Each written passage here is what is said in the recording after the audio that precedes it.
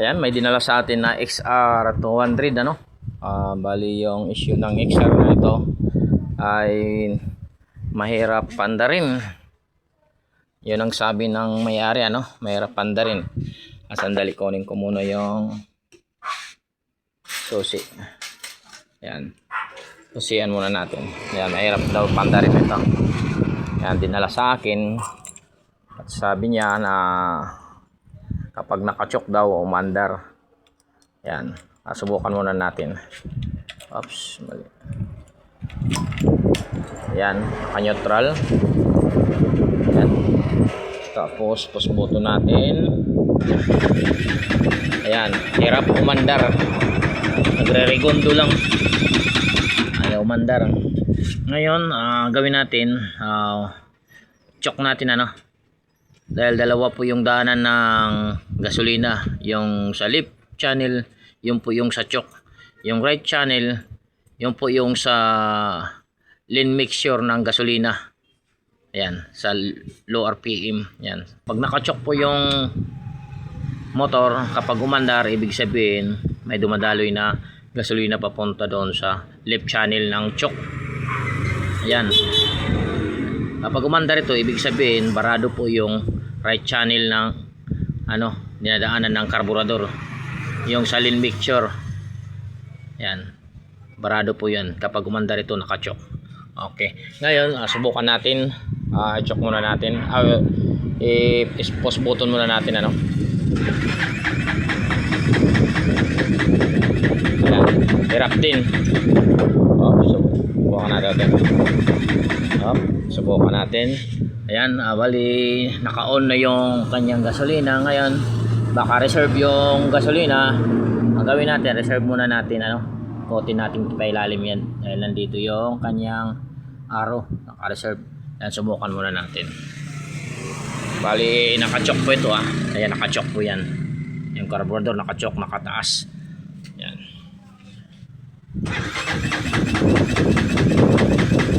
Ayan, hirap pa rin. Ayan, ibaba ko.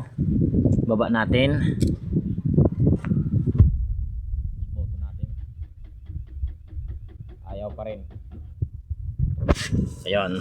Ibig sabihin, dalawa pa yung kanyang ano, sa baradong ano, barado po ang ano nito. Yung sa G-Things. Kaya kahit naka-choke, nahirapan umandar. Kahit nakailalim. Yan, sa lane mixture nahirapan din siya. Ibig sabihin barado po yung kanyang G-Things. Ayan. Ngayon subukan natin linisan muna yung carburetor kung under ba si XR200 ano. Yan, buksan muna natin yung carburetor.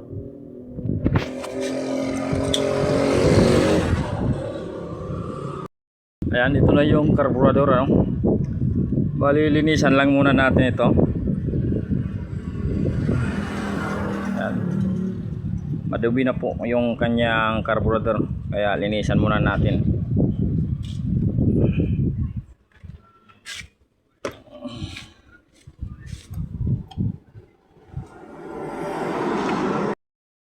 Ayan, bali yung carburetor niya maganda pa naman, malinis pa. Ayan. Tingnan natin yung sa yung fuel jet. Subukan natin kasi kalyado yung kanyang andar. Ayan, subukan natin linisan muna ito. Ayan po guys, ayan kung nakita nyo, napakadumi po ng kanyang, grabe ayan, wala nang butas. Tingnan natin kung may butas pa. Ayan, wala nang butas na nakikita. Ayan, barado na. Ito yung sinasabi ko sa inyo na bumara. Ayan, wala nang dinadaanan yung hangin. Ayan po guys, ito po yung nalinisan natin na carburetor ano. Dahil yung parts po dito, ayan, nakita nyo, barado po yung dito. Ngayon, nalinisan na natin ano. Paano ba natin malinisan yung parts dito ano? May technique po ito. Ayan, may pang ano po ako. Ayan, ito yung ginagawa ko. Nilagay ko lang dito, ayan, sa panggilid. Ayan, ayan, sa gilid lang po kapag barado po yung butas ng ano, fuel jet, ano. Ayan, yan po yung gawin nyo. Ayan po, pakita ko sa inyo kung paano natin malinisan itong carburetor, ano. Ayan, dito lang yan, oh. Ayan. Ayan. Ayan. Bali yung butas dito sa pasukin mo lang yan. Ayan. Mas maganda yung malinaw.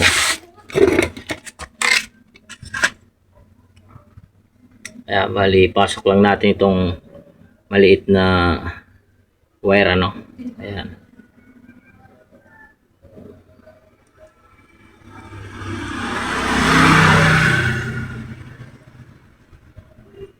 Ayan po.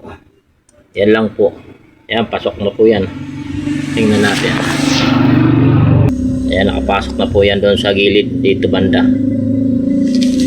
Ayan, turo ko sa inyo, ano, yung technique sa carburetor. Sa mga ganitong carburetor na walang ano, walang ibang dadaanan, na ito lang.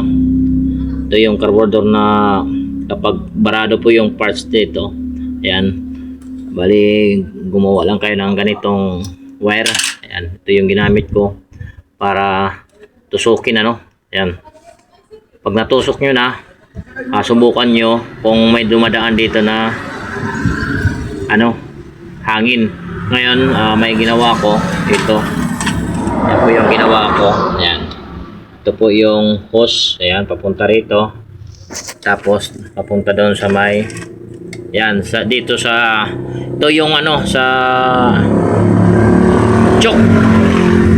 Ano? Yan po yung sa choke. Kapag nasiraan nyo po yung butterfly, na yan, pag nasiraan nyo, dito yan dadaan yung hangin. Punta dito sa carburetor na yan. Yan. Ngayon, subukan natin, ano. Kailangan may lumalabas na gasolina. Yan, subukan natin. Ayan, may lumalabas. Ibig sabihin, goods na itong carburetor na ito. Dahil ito lang naman yung nagdiferensya sa kanya. Yan. Gawa ng corrosion sa loob dito. Kaya ayaw dumaan. Yan, dito banda, oh. Yan, mahirap po yan linisan. Ngayon, goods na. Dumadaan na yung gasolina. Pwede nang dumaan yung hangin, ano. Ayan. Ayan, kung makita nyo. Diretso na yung gasolina. Yan, ito lang yung lininis ko. Yan. Yan, binaloktot ko lang para makapasok doon sa loob. Yan. Ngayon, subukan natin, ilagay na natin, ibalik na natin dito sa XR150, ano, XR200. Kung goods na ba itong carburetor na ito. Subukan natin, ibalik muna natin, ano. Ayan, balik na natin itong carburetor na ito sa XR 200. Ayan, balik na. Okay, balik muna natin.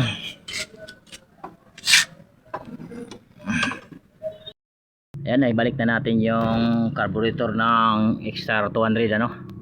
Ngayon, subukan na natin ito. Subukan natin muna kung may gasolina. Ayan, goods naman, may gasolina.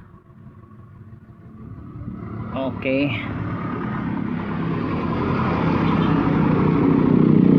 Ayan, reserve muna natin.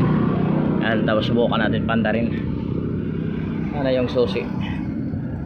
Ayan, kunin muna natin yung susi.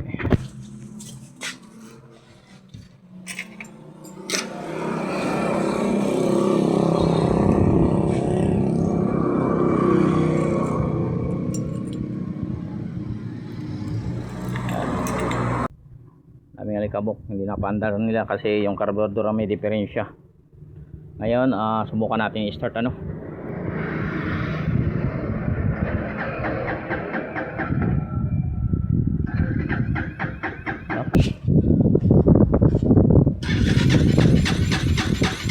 Ayaw pa rin,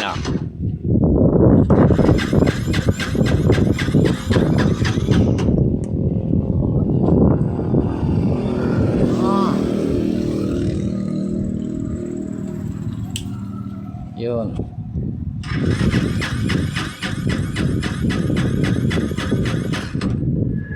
Ayaw ah. Check muna natin.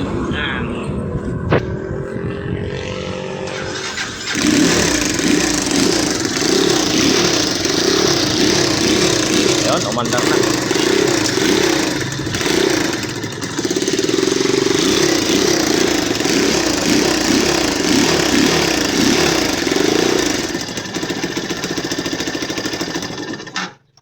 Okay.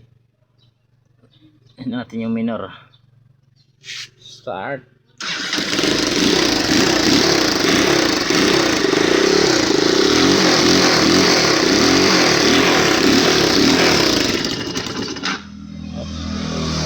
Saan pa ng minor?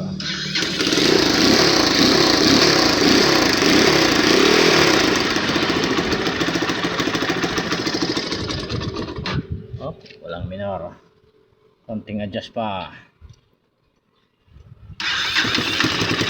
Ayan, may minor na. Ayan.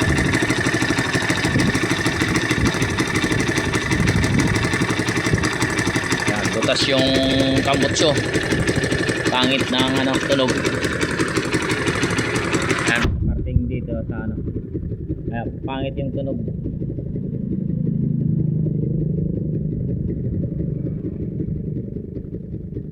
Ayan, napanda na natin yung XR 125.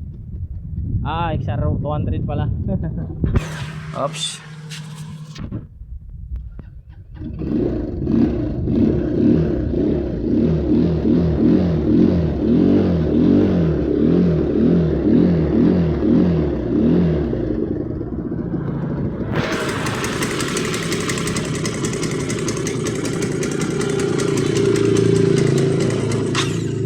Oops, nakachok.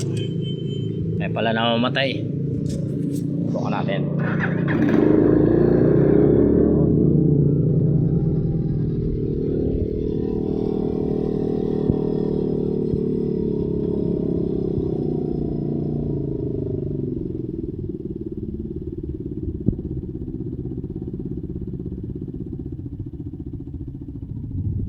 Ganda na lang tunog.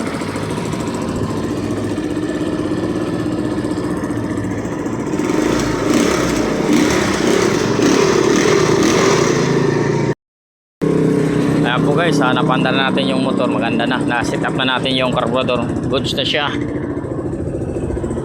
Ngayon subukan natin ulit. Subukan natin ano, patayin natin. Dito na lang po pa. On. Ayan.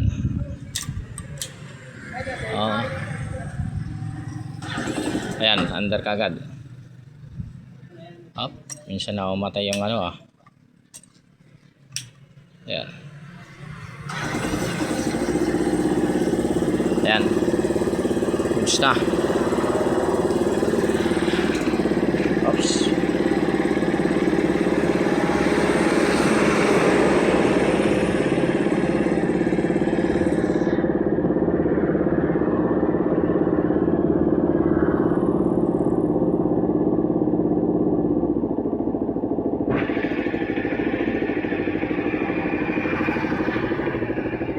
Okay, subukan natin ulit. Oops. Diferensya talaga yung ano, susi ano. Ayan, one click. Umandar kagad yung motor. Isa pa, kung one click. Ayan, andar kagad.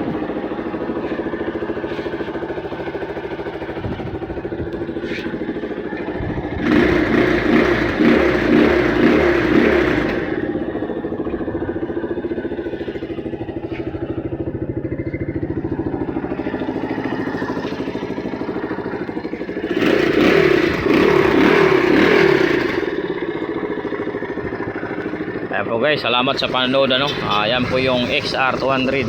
Yan, inayos natin yung kanyang carburetor.